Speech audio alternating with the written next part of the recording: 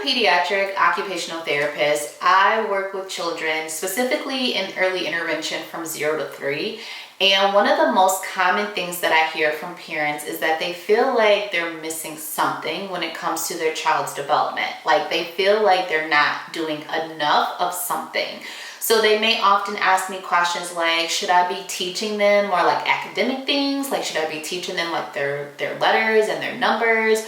Or some parents may ask me, should I be buying them like a certain type of toy? Or what toy should I buy them? Or is there a specific toy in the market right now that's gonna help my child do X, Y, and Z?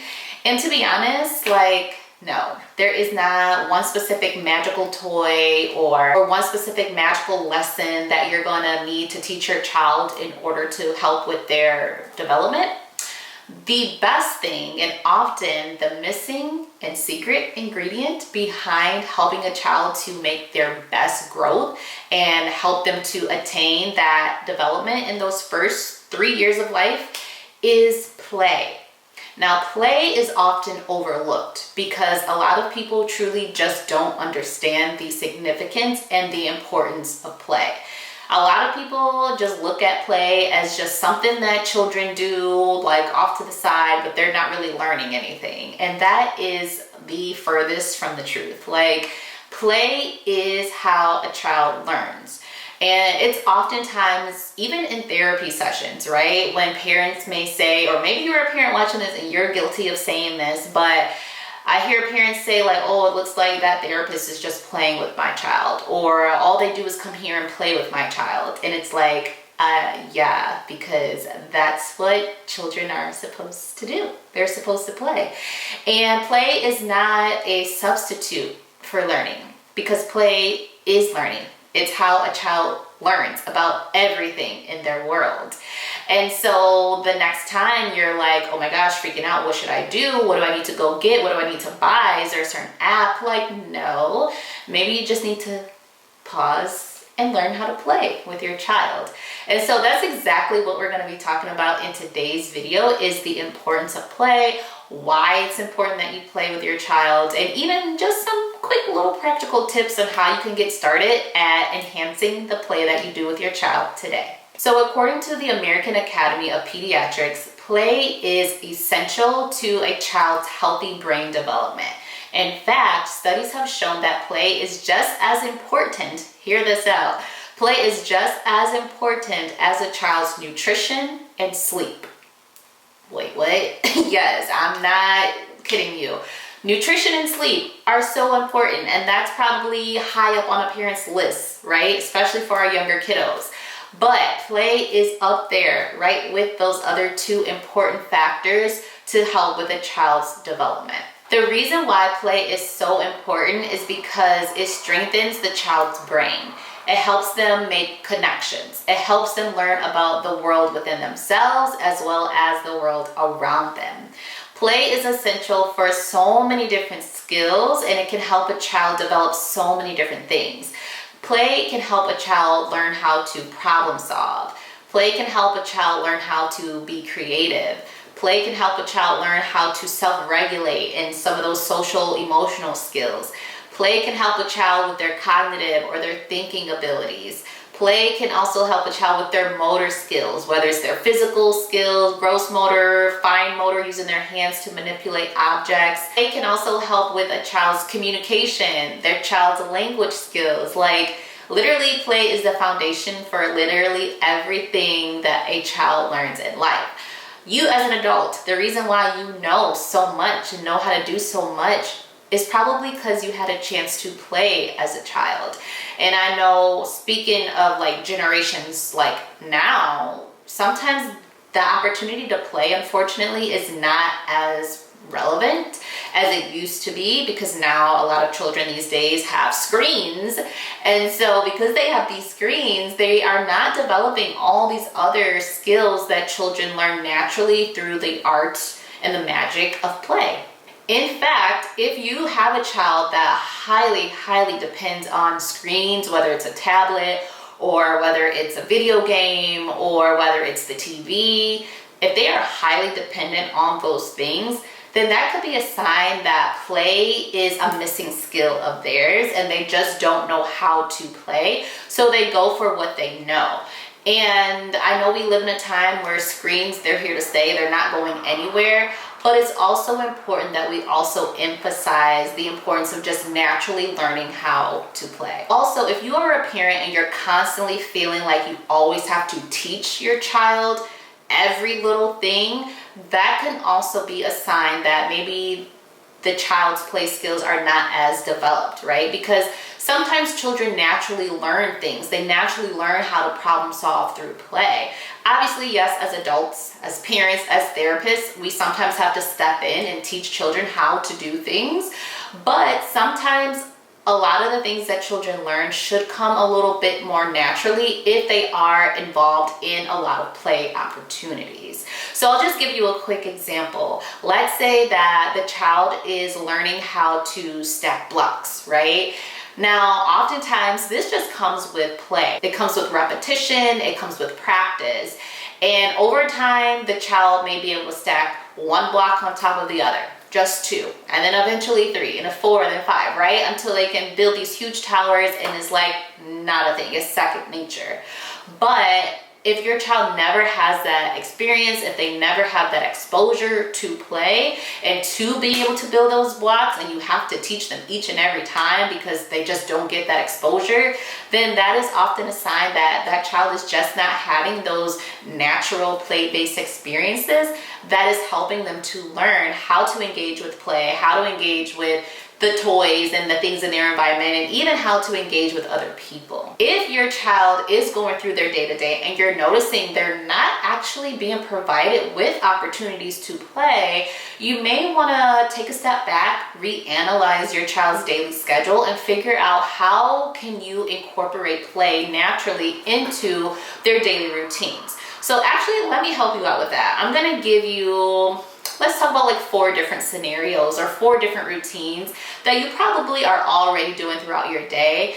And I'm going to give you some quick little tips and tricks on how you can incorporate play into those routines that they're already doing. So let's start with the kitchen, right?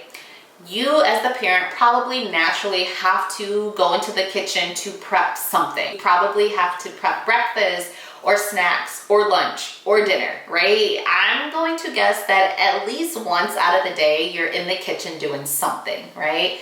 And so if you have a little one who is at home with you, let's say a little toddler who's at home with you, that is the perfect time to incorporate play. You can do so many things in the kitchen. So you can have your child help you prepare a meal, for example. Now, I don't mean doing anything dangerous like playing with the stove or putting things on top where it's hot or anything where they have to use a knife to cut anything. But simple things like helping you stir something, right? Getting a bowl and putting something in there, helping you stir something in a bowl or mix something. The child can also help you pour something from one container to the next. The child can also engage in some pretend play, right, in the kitchen. So pretending to cook something, pretending to cut something, pretending to feed you something, pretending to make a meal. So there's so many different ways. You can even incorporate some food play. Yes, some food play into activities or into your daily routines in the kitchen. Another way you can use the kitchen as an opportunity to do some play or pretend play is you can even play things like restaurant, right? You can have your child to pretend to be the chef, or they can pretend to be the waitress or waiter and serve you something, or vice versa.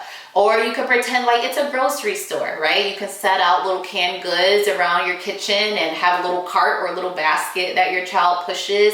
Pretend to go grocery shopping in your kitchen.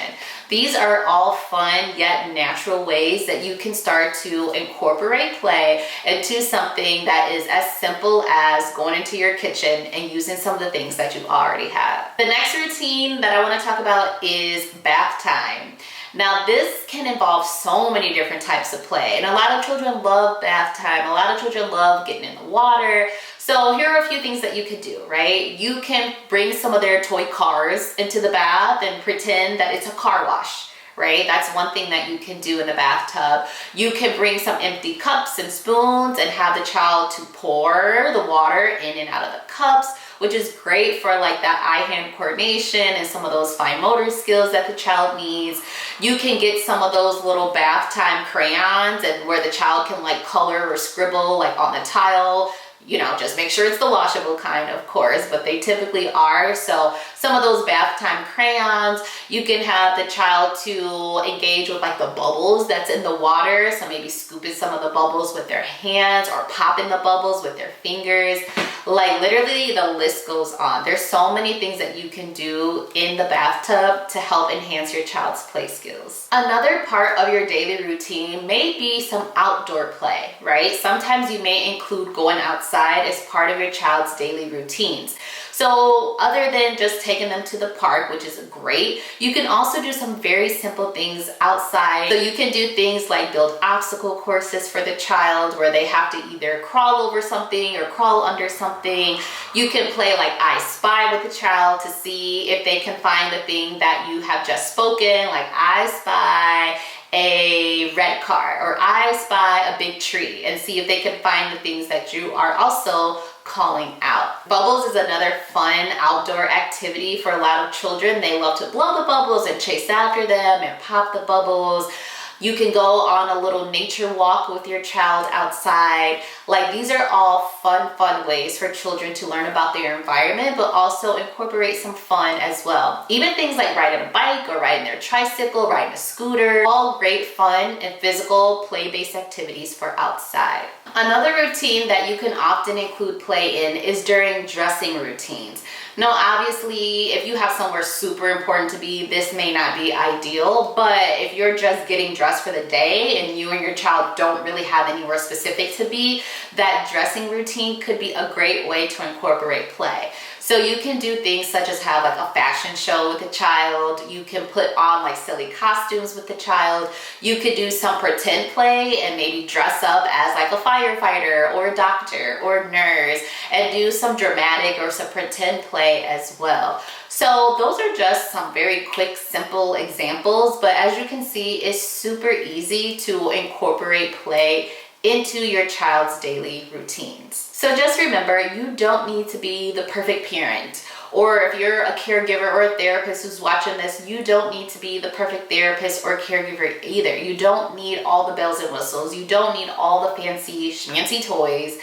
All you really need is you. Literally, you are the child's best toy that the child could ever have, because that connection with you is going to outlast and be more important than any toy that you could ever purchase for your child.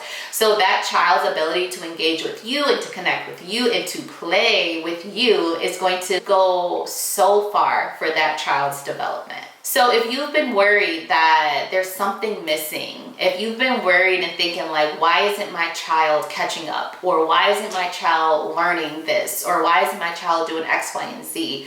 You may want to think about considering adding more play into your child's daily routines. So I hope you found this video to be helpful. Make sure you subscribe and share it with another parent or another therapist out there who may be wanting to also get some more tips and tricks on child development.